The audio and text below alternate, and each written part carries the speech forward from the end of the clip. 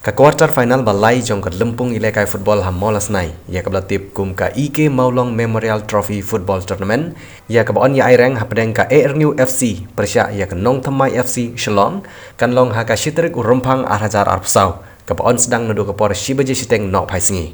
ka jing Ilekai kan long ka ba itenat namar ki kenhun Ilekai kila dei ki bla Syajit Kerpang Bandrung syakane kawan jong kane ka Lempung bat ke bajop nagane ke jing khon kin yo ya kalat Bandrung ban Ilekai sya ka semifinal.